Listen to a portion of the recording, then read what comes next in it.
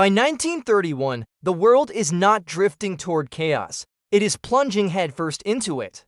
What began as a financial panic in the United States has metastasized into a global catastrophe. International trade, once the bloodstream of the world economy, has collapsed by nearly 2/3. Factories stand silent, ships sit idle in harbors. Fields are overworked yet unprofitable. Across continents, the machinery of modern life is grinding to a halt. This is the Great Depression, not merely an economic downturn, but a systemic shock that undermines confidence in governments, institutions, and the very idea of international cooperation. In Washington, President Herbert Hoover confronts a crisis unlike any his country has ever faced. American banks fail in waves, dragging savings, businesses, and livelihoods down with them. Millions of Americans are thrown out of work, breadlines stretch for blocks. Shantytowns rise on the outskirts of major cities, grim monuments to a system that promised prosperity but delivered despair. Hoover believes the crisis will correct itself. He fears aggressive government intervention more than prolonged suffering. But as months pass and conditions worsen, patience erodes, faith in democratic leadership weakens. The most powerful industrial nation on earth appears helpless before invisible economic forces. Across the Atlantic, Great Britain faces a different but equally dangerous dilemma. The British Empire remains vast, stretching from Canada to India, from Africa to the Pacific. On maps, it still dominates the world, but beneath the surface, the empire is strained to its limits. British banks struggle to maintain the gold standard. Industrial regions in northern England and Wales descend into mass unemployment. The pound sterling comes under relentless pressure. In 1931, Britain is forced to abandon the gold standard altogether, a decision unthinkable just years earlier, and one that signals the fragility of even the oldest global powers. France appears more stable, at least at first glance. Protected by a conservative financial system bolstered by its empire, France weathers the early years of the Depression better than most. Yet this stability breeds complacency. French leaders retreat inward, focused on preserving what they have rather than confronting the changing world beyond their borders. Still haunted by the memory of German invasion in 1914, France invests heavily in defense, fortifications, alliances, and deterrence, but avoids decisive international leadership. Its strategy is defensive, cautious, and ultimately reactive. Far to the east, another major power stands apart from the global collapse. The Soviet Union, under Joseph Stalin, remains largely insulated from the Depression. It has little integration with world markets, few international financial ties, and no reliance on foreign investment. Instead, Stalin launches the first five-year plan, an ambitious, brutal campaign to industrialize the Soviet economy at extraordinary speed. Factories rise where villages once stood. Steel production soars, infrastructure expands rapidly. The human cost is staggering: forced collectivization, famine, repression, and millions of deaths. But to outside observers, the Soviet Union appears dynamic, energetic, and immune to capitalist collapse. Too many disillusioned intellectuals around the world. This contrast is striking. While capitalist economies crumble, the Soviet experiment seems to be working. Doubts about liberal democracy deepen. In Asia, the Depression's impact is uneven but destabilizing in its own way. China escapes the worst of the financial collapse, largely because its economy is not deeply tied to global markets. But this relative insulation offers no peace. The country is racked by internal catastrophe. Massive flooding along the Yangtze and Yellow Rivers kills millions. Infrastructure collapses. Refugees wander the countryside in desperation. At the same time, Chiang Kai-shek's nationalist government fights a brutal civil war against communist forces led by Mao Zedong. The Chinese state is fragile, divided, and exhausted, barely capable of defending its own territory, let alone asserting itself internationally. Japan, by contrast, is a modern industrial power deeply dependent on global trade. When international markets contract, Japanese exports collapse. Silk prices fall, rural poverty intensifies. Small farmers face ruin. Yet Japan's political system, a fragile balance between civilian government, monarchy, and military authority, responds differently than Western democracies. Rather than turning inward or seeking reform, influential military officers draw a stark conclusion: Japan's survival depends on expansion. Raw materials must be secured, markets must be controlled. And if international cooperation cannot guarantee Japan's future, then force will. What makes this moment especially dangerous is not merely the suffering itself, but the way suffering reshapes belief. Across the world, faith in liberal democracy weakens. Parliamentary systems appear slow, divided, indecisive. International institutions, designed after World War I to prevent another catastrophe, seem distant, abstract, and powerless in the face of real hunger and fear. The League of Nations issues reports. The Calabriand Pact declares war illegal. Diplomats speak of collective security, but none of these mechanisms can restart factories, feed families, or restore national pride.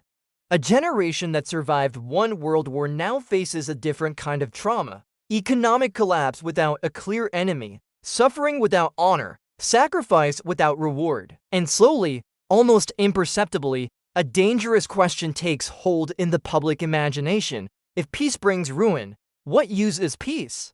By 1931, no nation openly seeks another world war.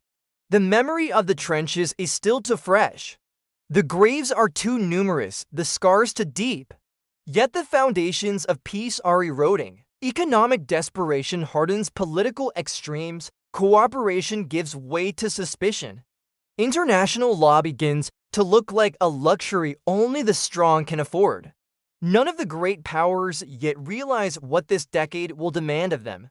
None imagine that within 10 years, they will be locked in the most destructive conflict in human history, fighting not just for territory, but for survival itself. If you're finding this analysis compelling, please take a moment to click the subscribe button and like this video. It helps more people discover this history, and it allows us to keep producing in-depth, carefully researched stories like this one. Because the story of World War II does not begin with gunfire. It begins here in silence, in hunger, and in a world quietly coming apart. As the global system strains under the weight of economic collapse, the crisis does not produce a single, unified response. Instead, it fractures the world along political, psychological, and generational lines. For some nations, the depression is a disaster to be endured. For others, it becomes proof that the existing order has failed and must be destroyed.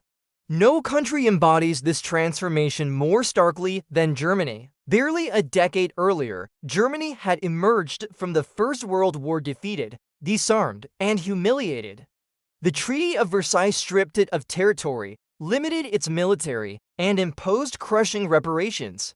Yet during the mid-1920s, a fragile recovery had taken hold. German cities revived, culture flourished. Democracy, though imperfect, seemed to be working.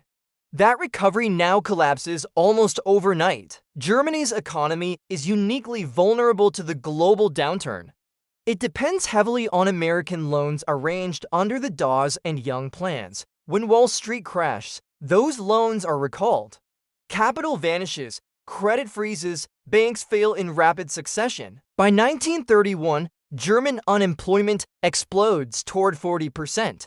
Entire industries shut down, professionals lose status and security.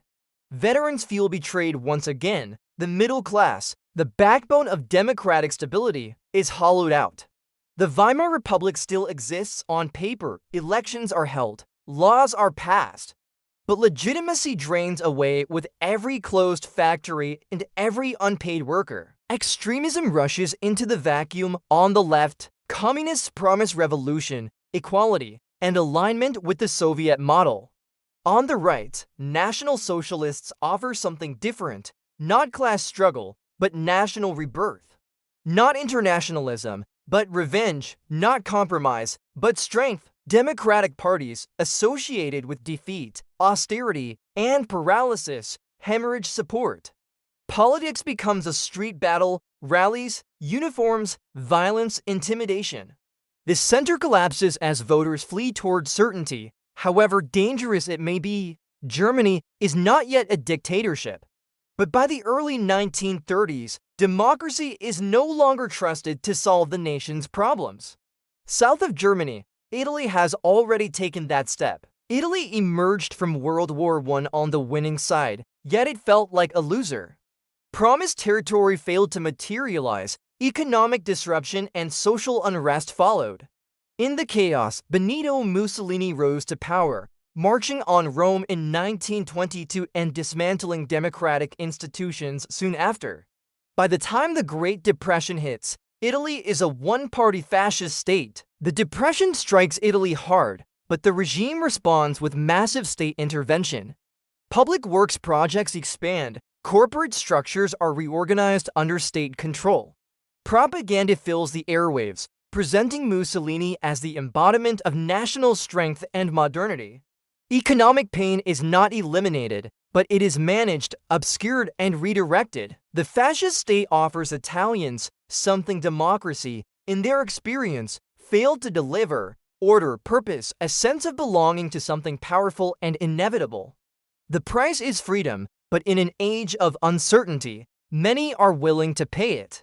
Farther east, Japan faces a different crisis and reaches a more explosive conclusion. Japan is not crushed by the Depression in the same way as Germany. Its economy contracts, but not catastrophically. Yet Japan's dependence on exports makes it acutely sensitive to global instability. Silk prices collapse, rural communities suffer intensely. Young farmers face ruin. Politically, Japan exists in an uneasy balance. A constitution, a parliament, and political parties coexist with an emperor regarded as divine and a military that answers directly to him, not to civilian leaders. As economic pressure mounts, faith in parliamentary compromise weakens. Many officers conclude that civilian politicians are corrupt, weak, and dangerously submissive to Western powers. Radical nationalism grows within the armed forces. Young officers form secret societies, political assassinations begin. Cabinets fall not through elections, but intimidation. The belief spreads that Japan's destiny lies not in negotiation, but in action. What unites Germany, Italy, and Japan is not ideology alone, but grievance. All three are relatively young nation-states. All believe the post-World War I system was designed by older empires to preserve their dominance. Britain, France, and the United States possess colonies, resources, and global influence that have-not nations do not. Too many in these societies, the international order appears hypocritical. War is outlawed, but only after borders are already fixed. Colonies are condemned, but only when expansion threatens existing empires. Peace is preached, but enforced selectively. The League of Nations is supposed to arbitrate disputes and deter aggression. But it has no army, its decisions rely on consensus. Major powers can ignore it with few consequences. The Calabriand Pact renounces war entirely. Yet no mechanism exists to punish violators. To the revisionist powers, these institutions look less like guardians of peace and more like tools of exclusion. A shared conclusion takes hold. If the system cannot be changed from within, it must be broken from without. Meanwhile, the established powers struggle with their own constraints. Britain focuses on domestic recovery and imperial stability. France prioritizes defense and security at home. The United States retreats into isolationism, passing neutrality laws and avoiding entanglement in foreign crises. None of them are eager to confront aggression, especially not while their own economies remain fragile and their populations war-weary. This reluctance is not weakness born of cowardice. It is exhaustion born of memory. World War I claimed millions of lives. No leader wishes to explain to voters why another confrontation is necessary, but hesitation has consequences. As the early 1930s progress, a pattern emerges. Economic collapse undermines faith in democracy. That loss of faith empowers radical movements. Radical movements promise strength through expansion. Expansion demands confrontation. The world does not yet stand on the edge of war, but the road toward it is clearly marked. The question is no longer whether the international system is flawed. The question is who will test it first, and where. By the early 1930s, the language of survival begins to change. What had once been spoken of in terms of reform, recovery, or cooperation is now reframed in far more dangerous terms. Across parts of Europe and Asia, political leaders, military planners, and influential ideologues converge on a single, seductive belief: empire is not aggression, empire is necessity. For nations battered by economic crisis and haunted by perceived humiliation, expansion becomes a solution that promises everything at once. Resources to fuel industry, land to absorb population pressure, markets to escape dependence on foreign economies, and above all, dignity. Germany, Italy, and Japan do not simply want territory. They want recognition as great powers in a world they believe has deliberately confined them. In Germany, the depression accelerates the collapse of restraint. As unemployment and political violence escalate, radical nationalism becomes increasingly mainstream.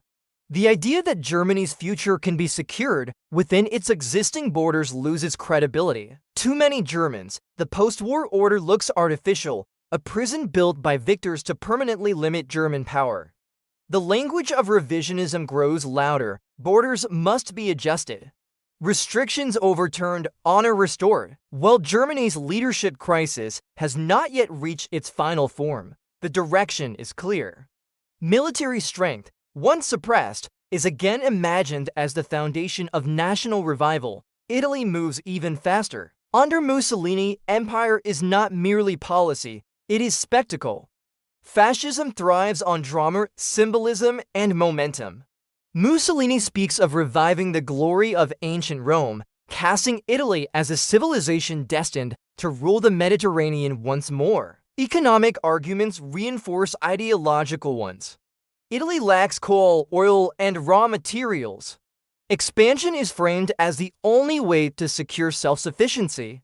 The fascist state presents conquest as both historical justice and modern necessity. The Italian public is inundated with propaganda celebrating strength, discipline, and sacrifice.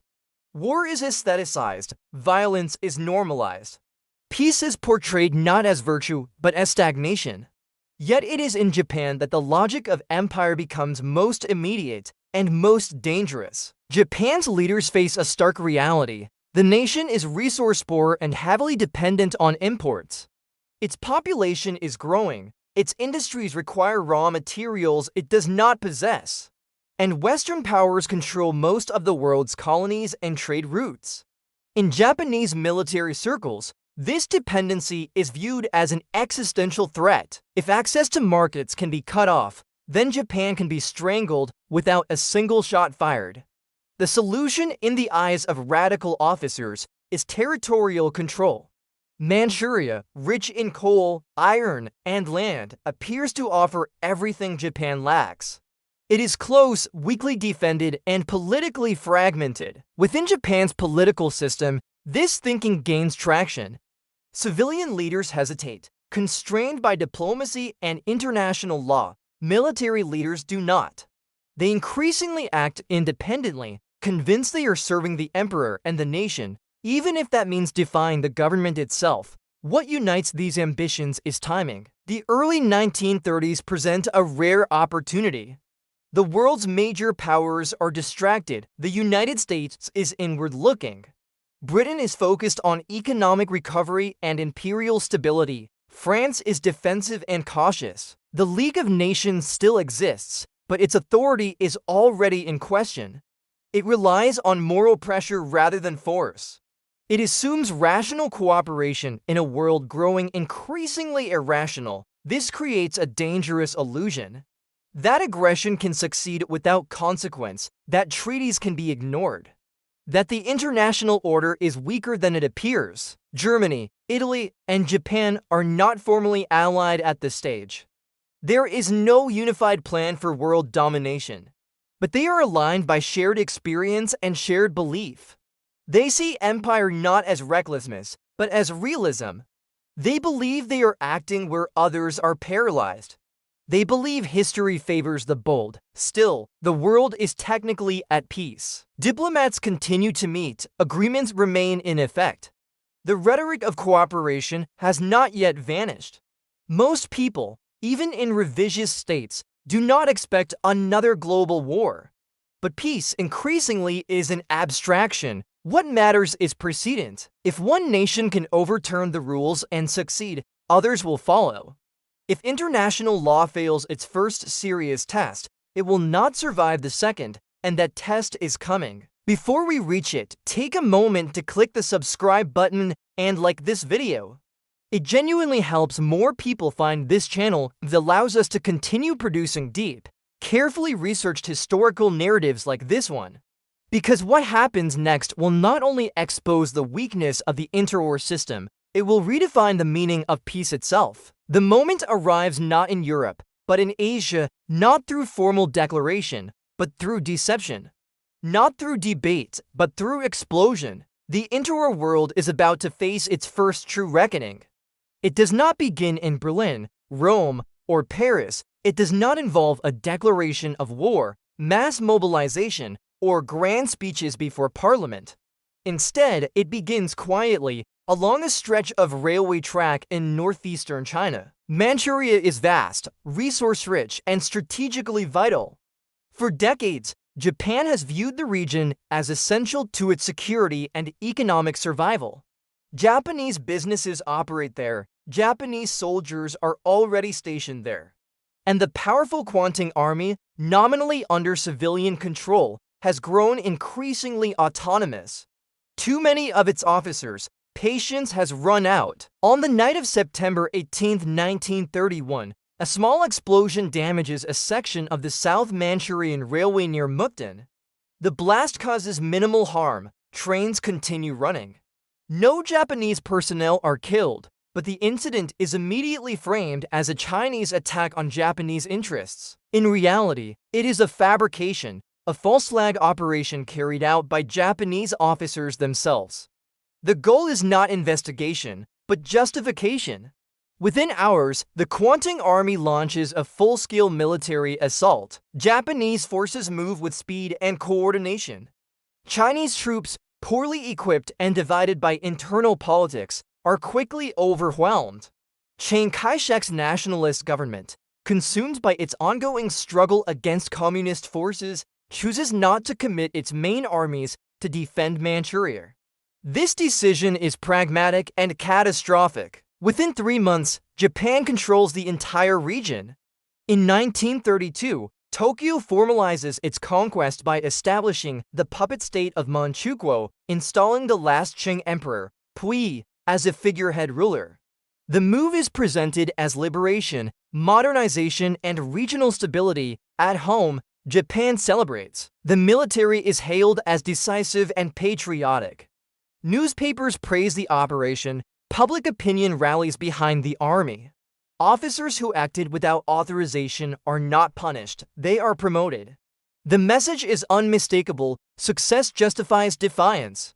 Abroad, the reaction is very different. China appeals to the League of Nations, invoking international law and collective security.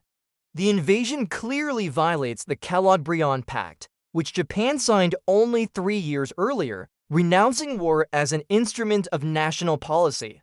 The League meets in Geneva. This is the moment the interwar system was built for. This is the crisis it was designed to stop, and yet it fails. Japan is a permanent member of the League Council. Condemnation requires consensus. Instead of decisive action, the League chooses delay.